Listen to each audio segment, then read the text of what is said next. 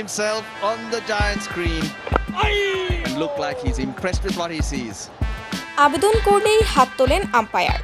বাংলাদেশের সাথে এ কেমন আচরণ লঙ্কান আম্পায়ারের? বিস্তারিত জানতে ভিডিওটি না টেনে সম্পূর্ণ দেখার অনুরোধ রইল।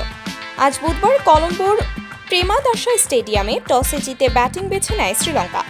শুরু থেকেই শক্ত হাতে বোলিং করতে থাকেন দুই পেসার তাসকিন আহমেদ ও তানজিম হাসান সাকিব, যে কারণে উইকেট পেতেও দেরি হয়নি তাদের। টেস্টে বাংলাদেশকে ভুগিয়েছেন শ্রীলঙ্কার ওপেনার পাথুম নিসাঙ্কা। এবার লঙ্কান ব্যাটারকে কোনো সুযোগই দেয়নি বাংলাদেশ। খালি হাতে তাকে ফিরিয়েছেন টাইগার পেসার তানজিম হাসান সাকিব। ৮ বলে ০ রানে সাজঘরে ফেরেন নিসাঙ্কা। এরপর আসালঙ্কার দায়িত্বশীল ব্যাটিংয়ে ২৪৫ রানের সংগ্রহ দাঁড় করায় শ্রীলঙ্কা। জবাবে ব্যাট করতে নেমে প্রথম দিকে ভালো খেললেও পরে খেই হারিয়ে ফেলে টাইগাররা।